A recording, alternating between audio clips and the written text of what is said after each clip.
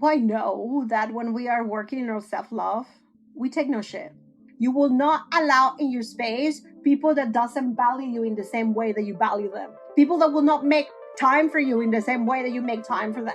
People that will not approach you with the same respect that you will approach them, right? You will no longer allow the bullshit.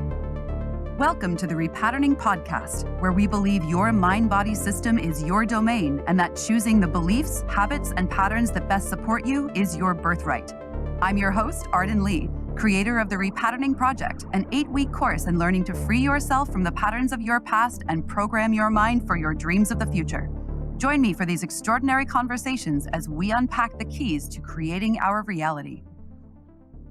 Welcome back to the Repatterning Podcast. I'm your host, Arden Lee, and today I am chatting with Wendy Mata, who is the author of the upcoming book, Bruja Curandera. If you're watching the video, you can see I've got this advanced copy on my iPad right here that I was given to take a look at just earlier today, and I'm so excited to talk about it because you guys, it is so cool. It is packed full of rituals and exercises that you can do, and I really love how Wendy and I, from what I've read so far, really have a very similar viewpoint on the framework of doing magic and healing and repatterning. But Wendy's approach is from her tradition, her lineage of Mexican culture and brujeria. And so I'm really excited to hear about how she does the same kinds of, maybe not the same things, but how she achieves the same kind of results that I like to achieve in my practice, because she's talking about so many of the things. We share the same values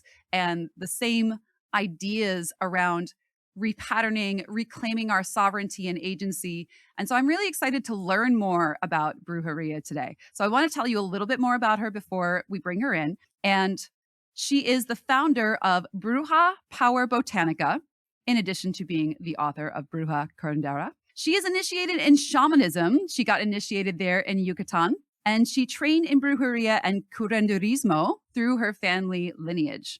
She is also certified as a Reiki master and a pranic healer, and she is also a Feng Shui master and a certified leadership coach. So I'm really, really stoked to hear what she has to say today. Wendy, thank you so much for appearing here today. It is so lovely to see you. Thank you for having me. Yeah, my pleasure. Wendy and I are friends on Facebook, but unlike most of the guests on the Repatterning podcast so far, most folks I've been familiar with. They're folks that I've worked with before or spoken with at some length and invited on. And Wendy, this is your and my first time chatting. So thank you again. Yes, it is. And congratulations on your book release. That must be really exciting. Yes, it was a lot of work. So I'm happy that it's finally out there and ready. I bet. Yeah. One of the things that stood out to me at first when I was reading through it is I love in chapter 1, you talk about releasing calcifications. And I love that word calcification because what we're speaking about, I believe, is these ways of being or thoughts or patterns that have been quite literally calcified into resistance, into stubbornness, right? We're talking about patterns that we have taken on that have become, almost can't think of any word other than calcified, right? We become stuck in them. And creating that flexibility, breaking up that calcification is so much of the work of repatterning, because from that place of flexibility and flow, when the energy is moving, then we can actually choose the patterns that work for us and get out of those automated processes. So you've talked about, and literally the phrase that I wrote down here that stood out to me so much was how mental programming deposits in our bones. And what a beautiful and organic way to speak about that. So I'd love to hear about your process and how you advise people and take them through that process of releasing calcification. Well, I think it will take more than 1 hour to teach people how to do a proper release of calcification. So I can talk a little bit about the concept in my tradition.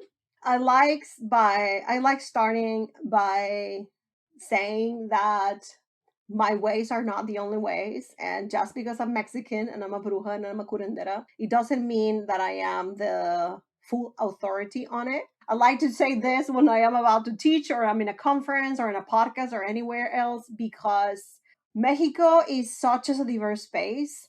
And there are so many traditions within our traditions. There are so many ways within our ways. And there are so many tribes within our tribes. So the things that I teach in my book and in my trainings are the ways that were passed to me by my ancestors and by my teachers, but they are not the only ones. So if you're hearing this for curiosity or whatever reason, I want to invite you to keep that in mind, because you may or may not agree with what I say, and that is totally okay. You never have to agree with me.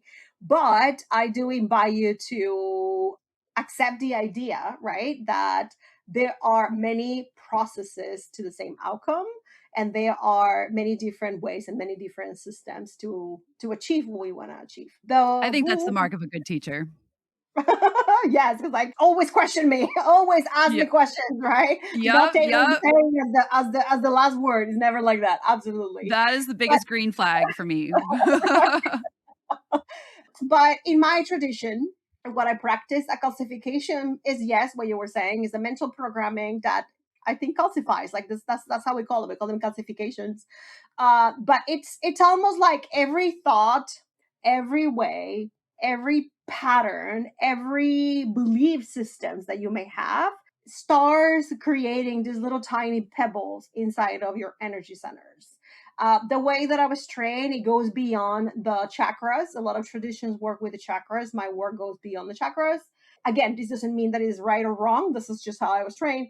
And what we do in the work that I do is that we identify the calcifications that people may be carrying on their tubo de luz, which is like, the tube of light that we have, the auric field, and also all the energy centers. So we work in 21 different energy centers through the body. And a calcification extraction can be done in many ways. So what I handle in the book is more mental, like there's a little bit of mantras and a little of invitations to give yourself permission to release what you're carrying. But it would go deeper, right? There's also several different ways of removing energetic patterns from people. There are different tools that we use for this. There's different technologies, spiritual technologies that we use for this. There's expansions, contractions, neutralizations that can happen in the energy field that we do when we are removing calcifications. But in traditional curanderismo, what we do is something called principle of transference. So what we're doing is that we're transferring an energetic imprint or a calcification from someone into something else. So the most foundational level of this work is, for example, limpias, which a lot of people are familiarized with this. You may have seen a lot of videos of people using eggs to cleanse their energy, or feathers to cleanse their energy, or smoke to cleanse their energy. But the principle of transference is that you are moving a calcification or a pattern or an energetic imprint from your body and you're passing it into something. So next time that you see a Mexican there with their huevo, right, like with their egg, just passing it through their body, please know that this is what's happening. Actually, a lot of people doesn't know why it works. A lot of people doesn't know why just doing Olympia itself is going to make you feel significantly better. But the reason is that it's transferring energy from one place to another. But removing calcifications is really just the first step into our healing journeys, because what we believe in my tradition is that the energetic imprint is basically going to leave a hole inside of you. So it's almost like you have the little pebble or the little stone, right? And then you take the pebble out, and where that pebble was, there is a dent. And there is a dent that needs to be repaired, because otherwise you're leaving a dent that could fill with something else. So what we do in curanderismo and more advanced practices of healing is that we fill that dent, we fill that hole with a different type of energy. And of course, there's a lot of different processes to figure out what that energy is supposed to be, the one that we are detecting. But we have to reconfigure the energetic programming that you carry in your bones, in your joints, in your blood, so that you can actually become the person that you were meant to become.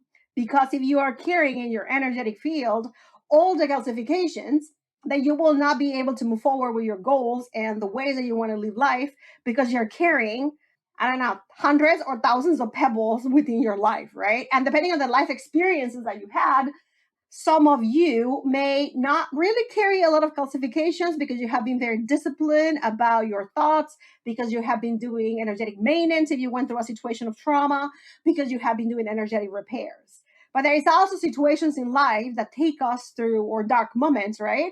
And when we are in situations of trauma, situations of pain, situations of grief, what happens is that we make energetic space for some of those calcifications. So it really depends, right, where we are. And then when we are repairing the calcifications, we're identifying the calcifications, we are repairing the calcifications, then there's processes that we follow to ensure that those calcifications do not have a resonance to return to our bodies. So we actually have to do something so that we are not in the exact same frequency and the same vibration that we were.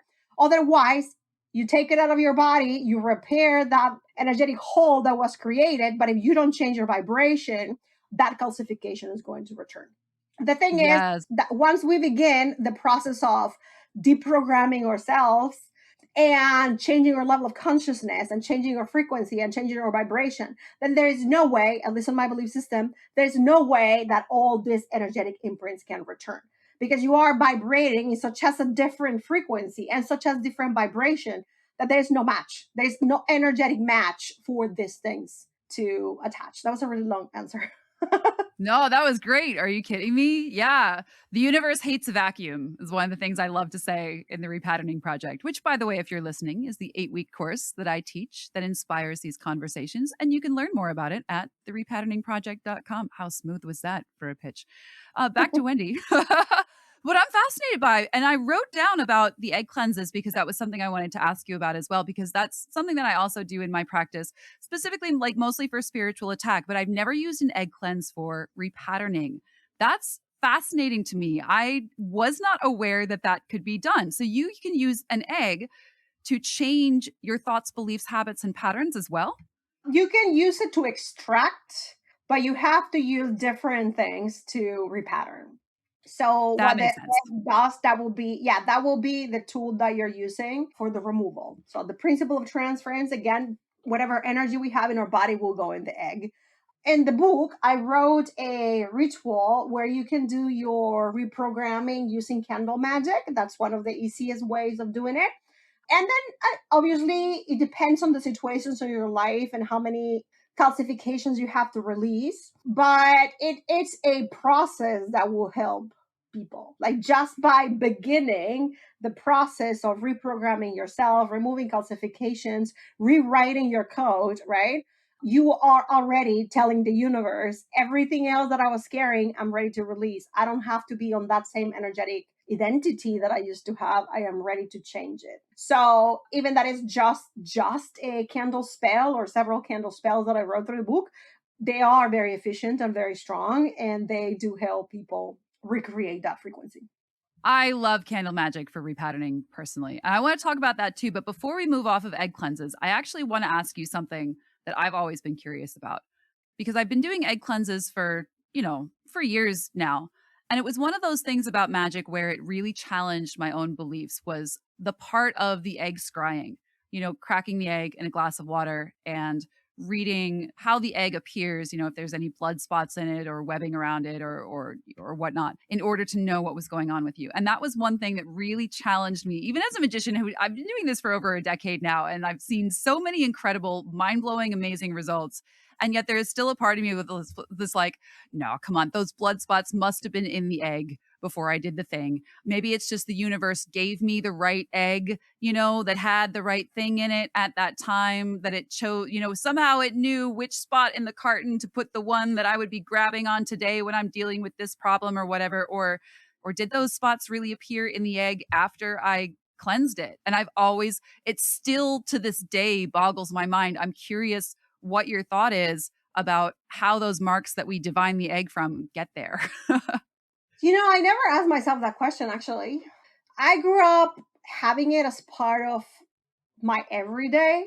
Well, not every day. I didn't see Olympia every day, but I saw them very often because they are such as an important piece of our tradition. So it really never occurred to me to question where they come from.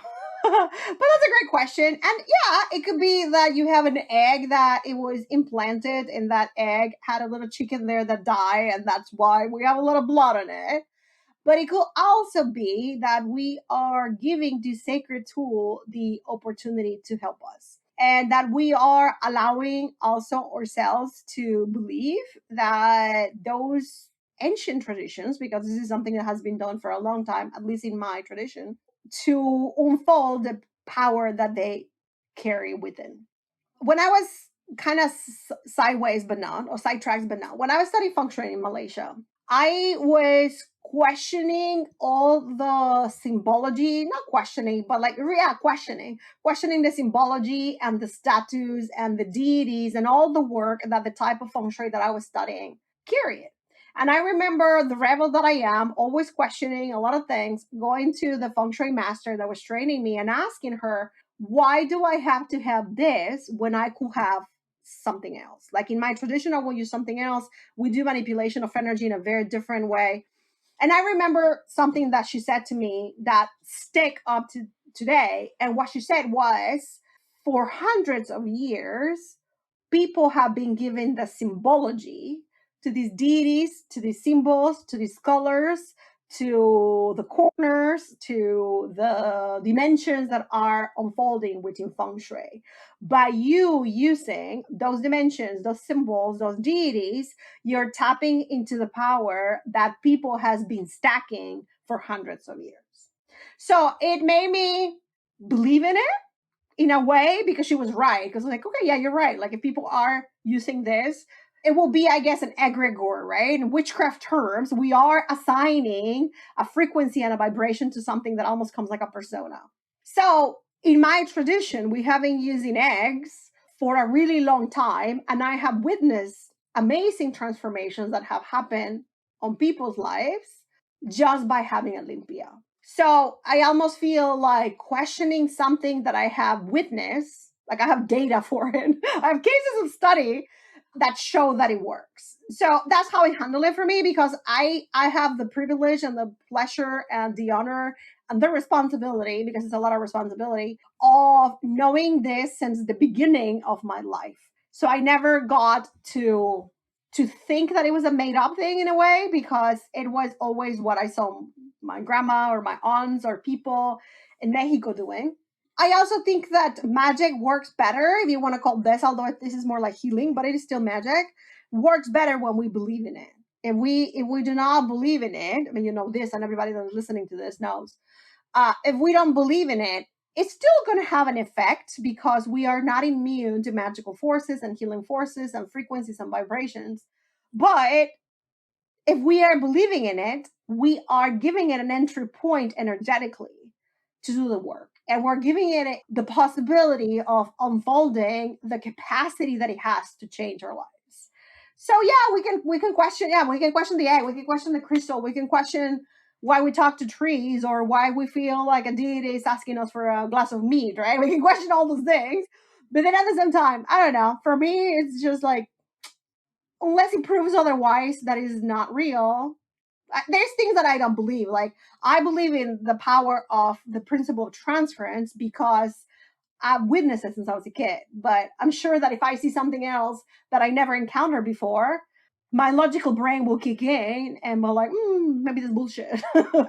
Yeah, no, if anything, I think it's solidified my beliefs, because it'll be like, if I know I'm under an attack and I go and I do like a psalm bath, and then I come out and I do an egg cleanse, it's like, oh, there's some spots in it, got to do another one. And then there's the next egg and it's like, oh, there's some spots, but there's fewer spots in this one. And then the next egg is like, oh, this egg is clear. And I'm like, how did that, but it's magic. Right, right. And in the book, you have the copy. You're one of the first ones that have a copy, actually. I'm so Uh, honored. there is a chart of the energetic points and the curandera tradition that I come from. So what I will recommend is the next time that you are cleansing your energy using an egg, that you go to the 21 points that are in that chart and you see how you feel before and after. I am not saying that what you were doing was not strong. I'm sure that it was amazing, but I invite you to see the possibilities that exist if you access that spiritual technology that also has existed for a really long time. And let me know. Let me know how it feels, because by the time that you finish, usually, and complete those centers of energy that you're cleansing, it makes a difference.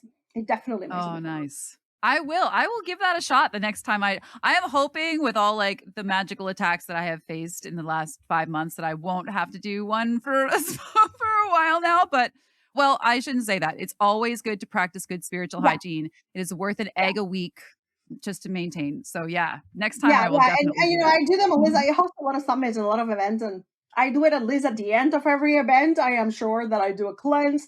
If we go to a very crowded place, I am sure that we do a cleanse. If I witness something intense as a Latina in the United States right now, ooh, it's heavy. Oh yeah. So I do a cleanse. But yeah, I do that, and then the ways that you interpret the divination with the egg may or may not be the same than what I describe on the book. So I also will be curious about if it changes or not. Because in the book, I wrote a couple of different interpretations, like, and a couple of different points of the meanings of things. Like, what does it mean when you have black dot? What does it mean when you have blood? What does it mean when you have the lines? What does it mean when you have the bubbles? So I will also be curious to know if the interpretations that you know are similar. What is your tradition? Where is your family from? I have family from Italy and I also have family from Hungary. So, and Okay, my okay. witch blood comes through my Hungarian lineage. Hungarian. Yeah. One of the most amazing magical experiences I ever had was actually Hungary. Hungary changed my life. Really? A tiny little town called York. Do you know York? I No, think I have actually never been to Hungary, but now I want to hear your story. Please go, girl, please go. Your blood is there. Yes. So before I go to there, I think a lot of Italian people do the huevo too, right? I think that that's a lot. A lot of I've read that a lot of Italian people do it. Yeah. I So learned when it from a place out here that does Celtic, like British traditional witchcraft. That's where I learned the egg cleanse. That's just where I learned it. I don't think anybody owns anything. I think that as long as we treat it with respect, obviously there's parts of traditions that are very sacred, but there's other parts that I think that they can be witnessed by other people. Anyways, when Absolutely. I was in my 20s, I think I may have been like 24 or 25. I was in my first international business trip. I guess second, but the first was like Colorado. It didn't really count. I was in Mexico and I went to Colorado. Didn't feel like a big one because I live in the border, so crossing to the U.S. was like often. But I went. I was used to work for Nokia, and I was responsible for the plastics and mechanics of one of the cell phones that they were developing. So I had to go to this town to do some tests on the production line where they were doing the cell phone. So I think I was there. I don't remember if I was there for a week or two. I don't remember. But there was a day that I had a day that was off. So probably I arrived to Hungary maybe on a Saturday, and then I had Sunday off, and then I had to go work on Monday. So on the morning of that day, I just decided that I was going to walk around the town. So it's a medieval town, it's an old town, and I was walking around York, and I am walking through the streets and I'm having this feeling that I had been there. I'm having like I can literally see on my brain's eyes. Oh, here there was a church. Oh, here there was this, and here was that. And I'm starting to walk, and I'm starting to just have this sensation of familiarity that I have been there. And it wasn't like deja vu. It wasn't, no, it was like I knew at the point, after I had been walking for around an hour, I knew I was there. And then Wow. suddenly, this is like the most intense part, I see a different version of me that comes to me and tells me, I had to take you to these three. I'm like, okay, fine. Like, I'm seeing this ethereal Wendy. She grabs my hand and I start walking with this version of me. I don't know, blocks. And boy, she's telling me that I have to touch these three. And she tells me, you have to go to these three. You have to go to these three. So I'm walking there, and I am walking through the cobblestones of the city, York, and we get into this majestic, hundreds of years old, huge tree. I have no idea what it was. And she asked me to touch these three. So I am there and I go and I touch these three, and these three release a lot of energetic imprints that version of me had left for me. It's really is like super cool. Like, she told me that at some point in the timeline, it wasn't safe for her to carry those coats, and she had to deposit those coats in that tree for me to get. It was insane. Wow. It was insane. So I get there and I do this like massive transmutation of my energy that is happening because of all this energy that is coming from this tree. And after that, she tells me after this finishes, she says thank you. She says this is the next version of you. You have to move out of Mexico. This is what she said. She said to me, "You have to move out of Mexico by next Wow. year. You need to be out of Mexico." So I came back from Hungary to Reynosa, which is my hometown, and I told my family that I was moving. I didn't know where. I didn't know when. She told me that I had to move to Europe, which I thought it was Hungary, but it wasn't Hungary. And within maybe 6 months of that trip, maybe 8 months, I already had a job in Finland. I had a place to stay and a visa, and I was gone. Wow. I'm so curious, what were the codes in the tree? I think that they're still unfolding. Some of them, I think some of them needed to give me the clarity of leaving my hometown because it was starting to get a little dangerous. When I grew up, my town was pretty calm. I mean, it was like a small town in the border. There was still narco wars and things like that, but it wasn't terrible. I never felt unsafe. Maybe I wasn't even aware of what was happening. But when I was getting in my 20s, it was starting to get dangerous. For the record, by the way, for anybody listening to this doesn't mean that Mexico is dangerous. There's beautiful places that you can visit that are safe and that are amazing. This is what was happening at that time in 2004, 5, 6, whatever this time was. And I think it gave me the clarity that things were coming that I wasn't supposed to be there for. And it Mm. also gave me the belief system that I could manifest moving out of the hometown that my family had been for a really long time, where I grew up at, where my parents were born. Like we had like lots of generations there. And it also gave me the courage to move. Because when you move, I don't know what's your life story, but when you move from one country to a completely different one, like different language, different weather, different food, different people, different colors, different everything, right? It was completely drastic change. That had to happen. In order for me to be who I am today, that had to happen. Like that was such as a fundamental thing in my life. But it will not have happened if I will not have seen that version of me that took me to that tree, that gave me those codes, that then just unfolded. Wow. I love also how I love how the universe or our spirits or whatever the unseen forces that be that are working on our behalf also. I love how they bring us exactly where they need to go. Like what were the odds of your company sending you to this specific town in Hungary and you having the day off and wandering around and getting to that specific tree? Like I'm getting chills now because it's I love trusting where I'm led, you know? And I wasn't even supposed to be there. The one that was my boss was the one going to the tree, not to the tree, to the trip. He was the one that going to Hungary, but then his wife was a quite jealous Mexican woman that didn't want these men to go to Hungary. So Ah. she canceled the trip a week before the trip and told me you have to go instead. That's Ah. I That's I'm imagining your spirits, like, whispering in her ear, being like, "Don't trust him." He's like, you have to go get. I didn't even have a passport. Like, I didn't have a passport. So he's like, you have to go get a passport. So I like the next, like when he told me that day, I went to take the pictures and I went to the like to the passport place and I explained them that I had to like travel right away and get a passport, and then that's how I went there. Yeah. Wow. Oh my gosh, that's so cool. So I wanna talk about candle magic, which I know we were just talking about a little while ago, and I know for me, that was really the foundational start of my practice was sigil magic and candle magic, and I combine them. I create a sigil. It's still 90% of the magic that I do today, and I've got a bunch of them burning on my kitchen counter right now.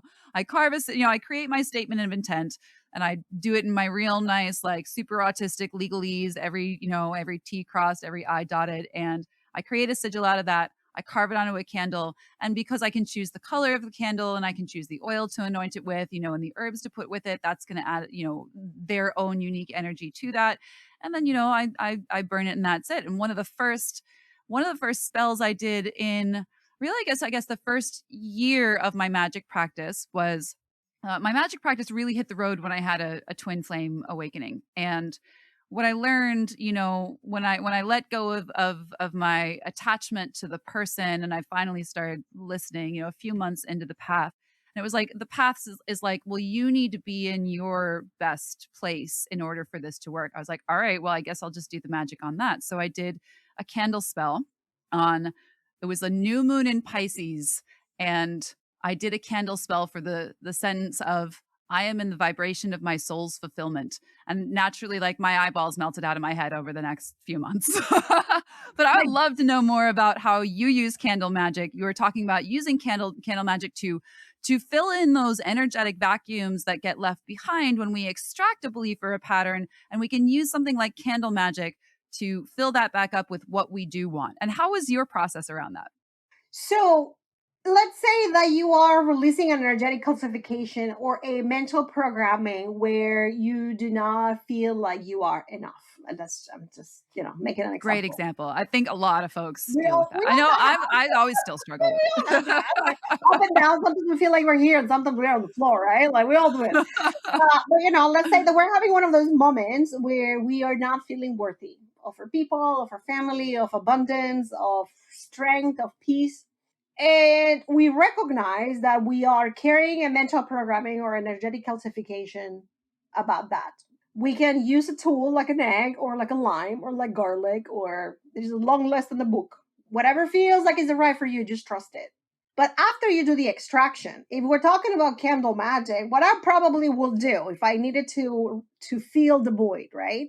I will probably get a pink candle and program that candle for self-love, program that candle for self-compassion, program that candle for divine feminine, program that candle for softness, program that candle for whatever it is that I was feeling that will heal the wound caused by that calcification of not feeling worthy. And depending on the circumstances, I probably will do just one novena. So the novena candles is like the 7 to 9 days candle. Like this is a novena candle for us, right? Veladora, we call it, right? That will be probably seven, and this probably will be a nine, which is like a little significantly bigger, right? And I will do a novena candle, maybe one candle, just to ask that candle to reactivate the energetic vibrations that I need for that specific situation, not feeling worthy. If it was something stronger, if it was something that needed much more of a vibrational shift, I will probably ask the space, what do you need? And maybe it will be self-love, but also it may be different things. And I probably will do a 3 day thing when I will have like maybe one candle is for self-love, and then the second one is for forgiveness, and then the third one is for whatever, right? If that is not enough, depending on the processes, maybe I will go up to seven. And usually that's plenty. I think sometimes, depending on your of people's level of candle magic, one is enough, but sometimes we need more, and that's okay. But that's how I will use candle magic. Like I will just like with the intention, having the intention of the candle to reactivate or insert or implant the vibrations that are missing. Nice. I want to also say too, your example of self-love is so great. And I feel like there are a lot of folks out there, and probably like me at certain times included, who are like, oh, self-love, that's so cheesy or whatever. Like, because I want to spell to get a lover or to get more money or to get these external things. And my spirits actually guided me a few months ago. I have a self-love honey jar sitting on my altar because one year for Valentine's Day in my advanced container, we decided to all make self-love honey jars to fall in love with ourselves. It was super cute. And of course, like, I feel like you always underestimate, or at least I often do. You always underestimate the results of these things that we do on ourselves. And a few months ago, my spirits were like, no, you need to add a self-love candle to that honey jar every week. Every Friday, you need to be doing that because right now, and I'm like, do you think I don't love myself enough? And they're like, look, you have a lot of influences around you right now that don't understand you and are bringing you down. And oh my gosh, that practice the self-love candle on that jar once a week. I made the jar a couple of years ago, but recharging it and doing it once a week, it changed me so much. And not even in this like, oh yeah, I really love myself kind of, which is great too. But like it gave me boundaries. It made me not tolerate people's BS anymore. It allowed me to bring the wisdom that I knew was within me and like give it a voice. And it actually made me in many ways, I think, like sharper. We think of self-love as being soft. And I think for me, this actually made me sharper and clearer. I would be curious to know, what are some of the surprising, perhaps unexpected results that you've gotten from love spells or from self-love spells, or maybe that your clients have gotten? I think I know that when we are working on self love, we take no shit. Yeah. You're That's not really it. longer going to be willing to negotiate your peace. You're no longer going to be willing to negotiate your abundance. You're no longer going to be willing to negotiate anything. You will not allow in your space people that doesn't value you in the same way that you value them. People that will not make time for you in the same way that you make time for them. People that will not approach you with the same respect that you will approach them, right? It's always, especially when it comes to relationships, right? It's always a two-way. It's not just a give me. It's a two-way. But it has brought me, I did one of those last year actually in September. I did a spell for self-worth, and I added in the spell of self-worth, I also added an energetic container that will no longer allow people that were not authentic, because I was dealing with some circumstances of people that were doing glamour magic, and I was not seeing them for who they were because they were very good at what they were doing. And I had my defenses low because I had been writing a book. I was dealing with some chronic illness. Like last year was a little difficult, right?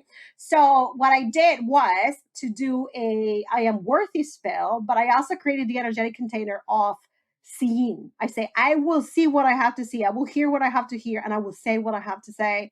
And the people that are not resonating at my own vibration or better, or at least a little lower, but not too low, are no longer welcome in my life. They shall I love go. that. Girl, the amount of people that I lost. But this is That because the people at that right? time in my life were resonating with that lower frequency that I was carrying. And when I decided that I was going to expand my consciousness to the next quantum jump, we just didn't match anymore. And some of them left quietly, some of them made a lot of noise. But because I had the self worth spell going, I was like, okay, bye. Thank you. Vaya con Dios. Yep. So it will do that to you. You will no longer allow the bullshit. You will no longer allow. You will just not allow that because you can't. You can't. Like if you try to digest that pill with a lot of water, it's still not gonna go through your throat. It's just not gonna happen. So I saw it, and some of those people were people that I loved, and it hurt.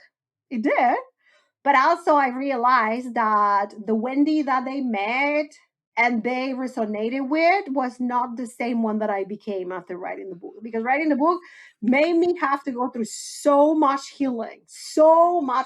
And it was so cathartic, but also it left me very raw. So, and vulnerable. So I created connections that weren't supposed to be there, and now they're all gone. But it was a consequence of that. It was like, okay, self-worth, and you shall not pass. I was like, nothing that should be here should be here. Yes. Oh my gosh. I resonate with that so much too. I feel like one of the things that has sort of been both a blessing and a curse throughout my life. And there is actually something about like my birth information that my spirits told me like, yes, the fact that this happened around your birth means that you will always be on a path of transformation and you'll always kind of need a lot of support from your friends because you'll always be processing things. But it also means that you will go through people fairly quickly because when you outgrow them, they're going to still expect that outdated model of you and you're just not that person anymore. Yeah, I just want to say, like, for people listening out there, when you're on a path of transformation, of repatterning, this is one of those things that, it's not a bad thing because it's just par for the course that those same people and those same behaviors are not going to resonate with you anymore. But it is one of those things that I do wish people had told me beforehand so I could prepare for that because you go through that. And also when you're first starting out, I talk about something that I call the revolving door of connection too, where it's like all of your patterns are coming up and you might also be feeling like some kind of, guilt or shame being like, "Oh my god, I was doing that." So it's hard enough confronting yourself in the mirror. At the same time, maybe you're going on retreats, you're meeting new people and whatever and you're in these charged emotional environments where you're making these bonds but then like people go away. So you're like losing friends and you're moving too fast to kind of root in with new friends. And I know I had a moment where I was just like, I don't seem to be keeping any friends. Am I a horrible person? If I'm losing everyone and finally like I landed and yes, more friends will come in, but that's like a part that I feel like people don't talk about a lot. Yeah, yeah. And also, I don't think I think you made a comment in your Facebook about this, which was about the fact that we are activators. Yes, yes. I'll share for our audience I made just a very short post on Facebook that Wendy was kind enough to leave a comment on, and I said, you know, it was that I set an intention. I set an intention during an ayahuasca ceremony that I was in 2017, and I said that my intention for this ceremony is I want to become a beacon of light that shines so brightly to others that she can awaken and enlighten them just by her mere presence. And I was like, really didn't think that one through. Really did not. Everyone's shadow comes. I am the canary in everybody's coal mine. And I'm not going to lie, Wendy, I fucking hate it sometimes. Yeah, yeah. Everyone, it's all their harm comes to me. And I'm just like, look at what you're doing, you know, and it takes me then usually doing magic to mirror that to them or to expose what they're doing. And everyone's, oh, and then they hit their rock bottom. They're, oh, I realized I'm doing that. And then, you know, then they get better. I'm like, excuse me. I have an invoice here for you. I got into the conclusion that, or what I have been on my path for the last couple of years, is that there's only two ways. We're going to connect at some point in life, and you are going to be activated because the codes that I carry are going to help your codes. And we're going to love each other, and it's going to be amazing. Or you're going to hate me. Because Yep. it's that mirror. Because it's that mirror. Is that like, Yep. and it Yep. used to hurt. I used to take it very personal. But now I'm like, well, that's my job, apparently. I'm in a room and you're either gonna love it or not. Okay. Yep. It's occupational hazard. Yeah, because the truth is we are not here to control the outcomes. Yeah. We are here to carry what we are supposed to carry. And those interactions I have had the opportunity to witness, that a lot of them become just the tiny little drop that they needed for them to shift into a best experience. And those are amazing to witness. But all the other ones that take it like a mirror, it's not my job to control it. It's not my job to try to determine the outcome. It's not my job for me to tell them how they're supposed to live life. It's not my job for me to show them. It hurts. It hurts because some of those are like people are just snappy and stuff. But I'm like, none of my business. Not my lesson to learn. I've been grabbing into that since the beginning of the year because I knew that I was going to have another cleanse. And I've been like grabbing into like not my lesson to learn. I am seeing people that they're digging their holes with their lack of shadow work and not being accountable for their own actions and making like things that I will consider negative for their own paths. But I have to remind myself, not my lesson to learn, not my lesson, not my lesson, not my lesson, not my lesson. I am here to witness. And now the people that are around me, I tell them, I'm here with a glass of water. You can walk your path. And if you get thirsty, I'll be next to you and you can say, I'm thirsty and I'll give you the water. And then I'll grab the water back and I'll walk next to you, but I will not carry you anymore. Oh yeah, man, that's such a relief to hear too. I feel like my spirits have told me there have been times like, and I do, you know, extensively exposure magic. You know, I'm going to show what's going Yeah. on so that everyone. It's not my, you know, and it's not my job to take you through that, but then you know your friends and your peers or whatever can kind of No, but if can it's call you affecting you, in. sometimes you gotta show it. Like if it's affecting Yeah. you, if it's taking a toll on you, sometimes you gotta do what you gotta do. I also feel like maybe it's because like I know you have a family, you know, and like I live alone, so I feel like my spirits are maybe like, you know what, Arden, you have the time. They showed me a verse from the Talmud, and it was something that was just posted somewhere that I read, but they really, you know how they do, they just put blinking, flashing lights around something, and it was he who, gosh, I'm gonna paraphrase because I'm not saying it the exact right way, but it's he who can stop the sins of his household but does not is responsible for the sins of his household. He who can stop the sins of his city is responsible for the sins of his city, and who he can stop the sins of the whole world but does not is responsible for the sins of the whole world. And they were like, you can stop that, Arden. You can stop. You can bring that right up and make sure that there are consequences for that. So, but you know what? I think it's really nice. Like I said, it's really refreshing to hear that there's another approach that is equally as valid to be like that. And it's not my lesson to learn for them, but maybe, you know, I guess there's something I can do. But it's nice to know that too, that that is another approach that I don't always have to be that way. No, no, it is very liberating, at least for me, because I used to carry a lot and I used to try to control a lot of things. And I used to feel like I was responsible for a lot of lives. And then life showed me after a couple of slaps that in reality, I was just here for my own experience to help as many people as I could by putting the tools. But it was other people's responsibility to come and take the tools and do the work. That's And such a great distinction.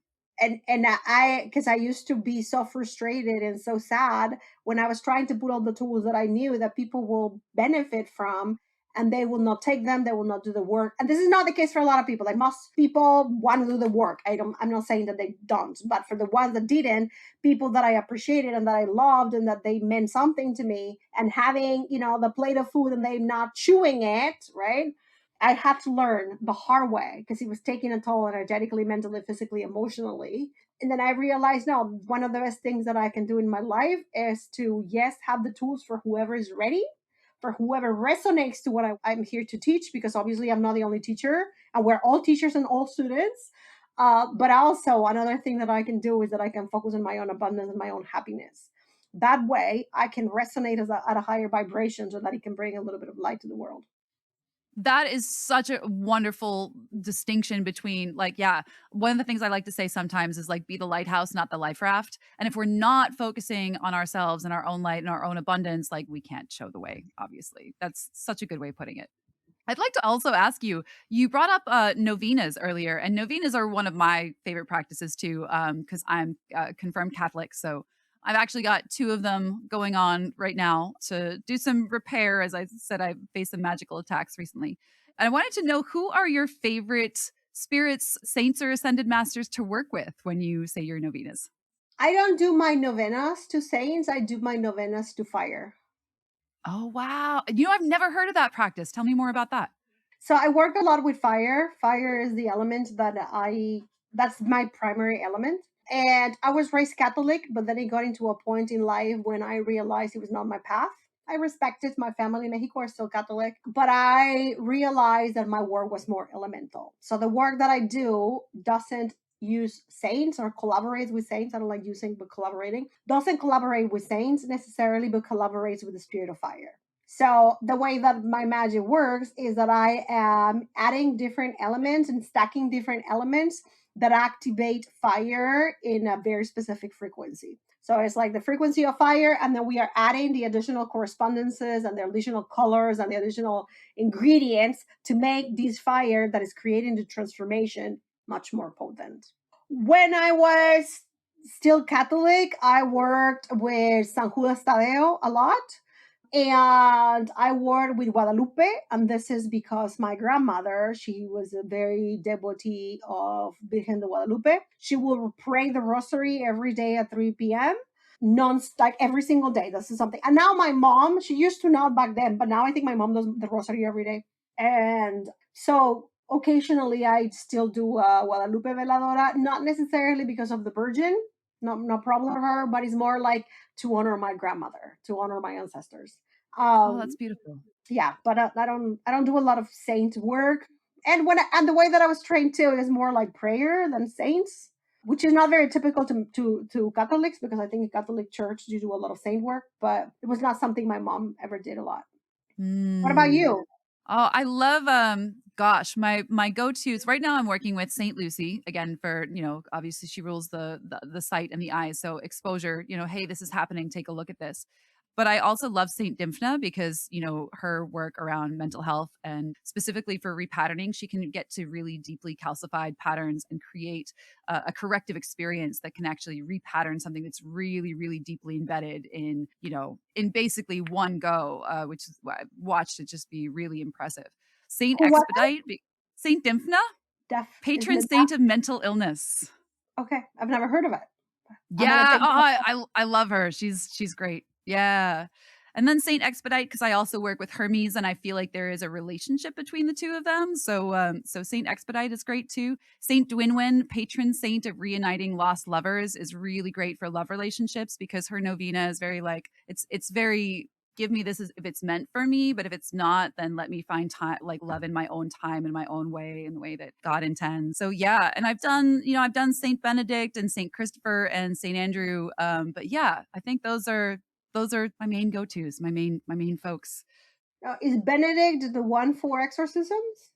I use him as the patron saint of avoiding poisons because I have Oh, loved ones in recovery. So I went to him specifically for avoiding alcohol. Not for me, but for my loved one. no, San Benito is the one for exorcisms. There's like a cross. Have you seen this? Do you know what I'm talking about? Cruz de San I Benito. don't think so, actually. So it's used a lot in Reynosa because there's a lot of black magic happening where I grew up. Or there was. I don't know. I haven't been in a while. I probably should go home for a little bit. The Cruz de San Benito, I'm actually trying to figure out if I have one here, but I think it's in my downstairs office. Is the one that is the protector for exorcisms and for bad spirits. So even though I am not Catholic, I do have a lot of San Benito crosses that one of my teachers sent me. So I have the San Benito cross in a couple of doors in my house on entry points. So if you work with saints and you have encountered spiritual attacks and you have encountered negative energies, look for it. Oh, that would be great. That would be amazing. Yeah. Check San Benito. And I don't think he will be coming to the conversation unless he had to. Oh, good. Okay, cool. Cool. Thank you. I appreciate that. I will absolutely check him out. Well, I want to invite Tommy on to ask her question at the end of our episode since we are nearing the end of the hour. So, Tommy, do you have a question for Wendy today? I do. Wendy, I know that you've taught a course on anointing oils in the past. So, as a useful little tip for our audience, I was wondering if you had any advice on how to make anointing oil at home on short notice or in a pinch.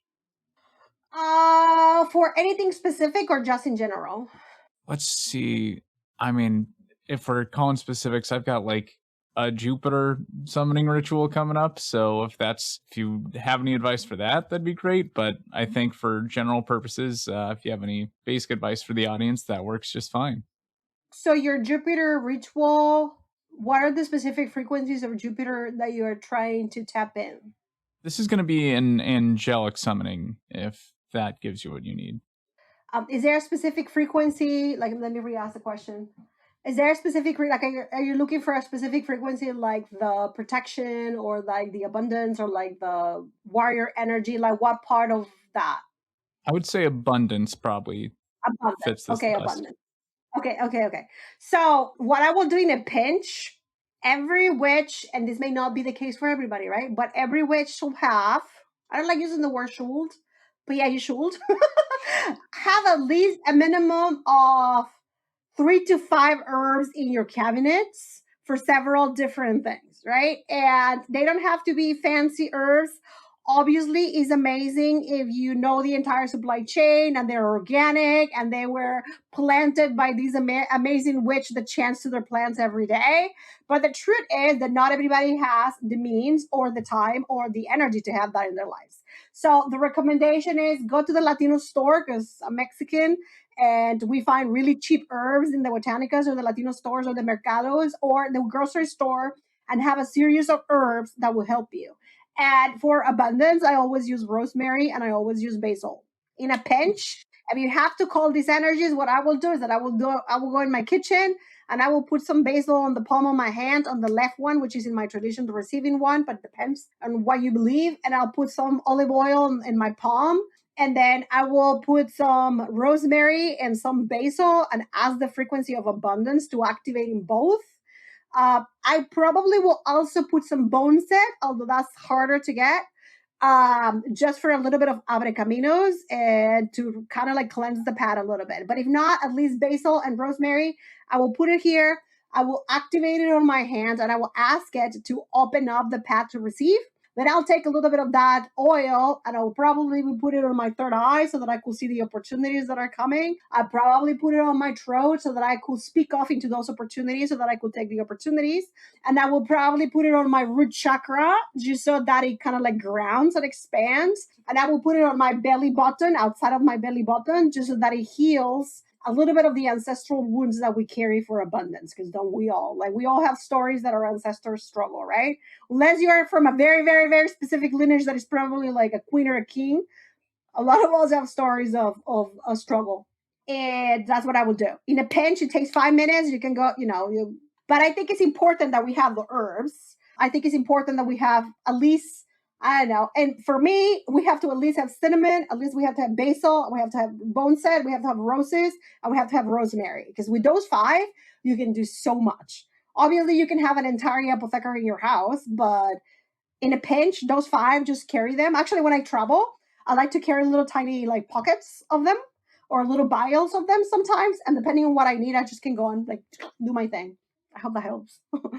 That's very helpful. Thank you. Yeah, I should have almost everything I need around the house based on that advice. So that's awesome. Thank you. Yeah, I think I will be, depending, because everybody's circumstances are different. But I think I probably also, I don't know why I'm seeing this, but I'm also seeing the bottom of your feet. So maybe also on the bottom of your feet, so that every step that you take brings abundance. Tommy has plans to move soon. Oh, well, there you go. Because it showed me your feet. I love when things like that happen. That's when you know that you are in the presence of a real witch. Not that I had any doubt. Well, if every step I take doesn't bring abundance, my feet pics surely will. So maybe that's where the mind's coming from, baby. Why not? Well, Wendy, thank you so much again for joining us today. This has been a wonderful conversation. Just want to remind our audience once again that Wendy's book is out now. It is called Bruja Curandera, and I got to take a look at it today. It's awesome. Try it out. Try the rituals and the exercises that she so generously unpacks throughout this book that allows everyone to try this at home. And yeah, where can folks find you then, Wendy? If you go to bruja.us, so that's BRUJA, Bruja means witch in Spanish, bruja.us. You can find my classes there. You can also find the link to get into my newsletter. We're always sending different resources for people. And I also, when I don't forget about it, I add the information for our summits and or festivals. I tend to host a summit or a festival about different teams of magic every couple of months. So that's a good way of getting to connect with different teachers, different practices, learn new things, challenge yourself a little bit with different types of belief systems just to see if they feel right for you or not. So you can find all that in my website. Awesome. Thank you so much for chatting with us today. And thank you to all of you who tuned in and listened today. We hope you enjoyed this conversation. And I encourage you to go out, try some of the things that Wendy and I have been talking about today. Even if you don't believe in magic yet, at least keep an open mind and allow spirit to prove it to you. Go forth, repattern, and we'll see you next time.